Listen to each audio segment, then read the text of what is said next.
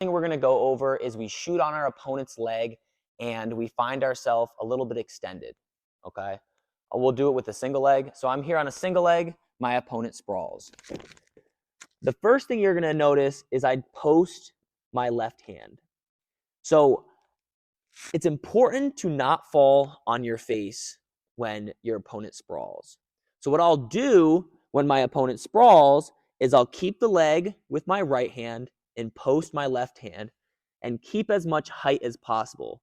When I say height, this is tall, this is not height. So I'm pushing myself up and keeping as much height as possible.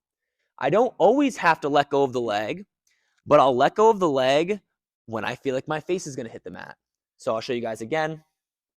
And I'm going to have Ben kind of sprawl slowly so I can tell you at what point I would post my hand. So I'm here in a shot. Go ahead and sprawl. I would keep the leg, keep the leg, keep the leg. Right about now, I feel like I'm going to fall on my face. So my hand will post, and I'll keep this leg as tight as possible. Now, the first thing I'm going to do as far as recovery is I'm going to try to get myself closer to him. He wants me extended like this. He wants me like that. I want my body in a straight line. So I want to be upright like this, or like this, or like this. I want to be in a straight line with my body. He wants me to go ahead and sprawl, extended as much as possible. So once I'm here posted, I want to crawl myself in. Sometimes I can knee slide. So here's an example of a knee slide. Push off my back leg and slide in. Sometimes I'll literally just crawl, and get myself in this upright position.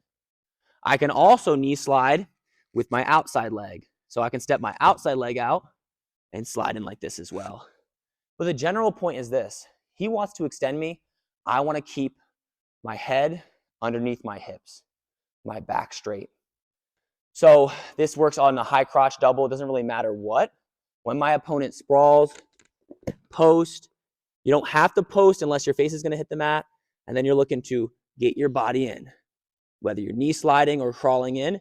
Another thing I'm going to do, especially if I'm in the single position, is I'm going to take my head and bring it up to his chest. Once I get here, I think it's very hard for my opponent to defend my finish. And here's the thing that's very important. If I can keep my body upright, even initially, the sprawl is not effective. Here's what I mean. Say I'm in a double leg. Okay, if I can keep my body upright, go ahead and sprawl. He cannot sprawl. A person cannot sprawl unless they get your head bent over and your back bent. There's nothing, they're just going to sprawl straight on top of your shoulder, and you'll be able to carry the weight. So that is the first thing that you're trying to do when you're recovering a bad takedown. You're trying to close the distance. You're trying to crawl in. And then you can hit any finish you want. The first finish I normally go to is getting back to my feet and finishing the takedown. So I'll give you guys an example. Say I hit a single, my partner sprawls, so I'm here. I'm crawling in or knee sliding in, fixing my head position. I can now relock, pick the leg up to my feet, and finish my takedown on my feet. That goes the same for double, high crotch. You can do other finishes too. I have other technique videos out explaining all the different finishes. But for now, they go to sprawl. I post if I need to. And I'm pushing off the foot that's up and sliding myself in and fixing my posture. Once I'm here, I always try to finish on my feet first and then do the mat finishes if the finishing on the feet doesn't work. So I'd come up, drive right through, and get the takedown. And that's the basis of recovering and finishing the takedown.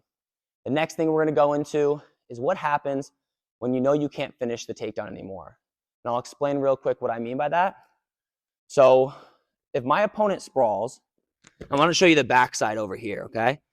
When I try to crawl in, a good wrestler is going to post on your leg to stop you from crawling in. He's going to post on your leg and push your head down. So there'll be a point where you can't recover and finish the shot. So at that point, we're going to have to change off to some other stuff. Before I go into recovering to my feet or just getting away, I actually want to touch on one more thing. Not only am I trying to fix my posture, I also want to make sure my shoulder positioning is very tight, very close to the leg. So here's what I mean. If I'm in a single leg, when my opponent sprawls, go ahead and sprawl a little bit. See how my shoulder is popping out here? This is horrible, and it's very hard to score there. So as I'm crowding in, I'm taking my shoulder and trying to get it behind his hamstring like this and get my arm deep. Same thing with the high crotch. Shoulder positioning is very important. If he sprawls and my shoulder starts coming out, square up a little bit, circle towards my backside. Yeah, I'm here. My shoulder's out. This is not good for me. So come back.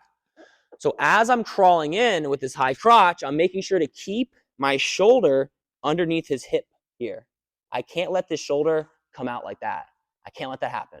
So I got to keep the shoulder in tight as I crowd my hips, get my back in a line so I can finish the takedown.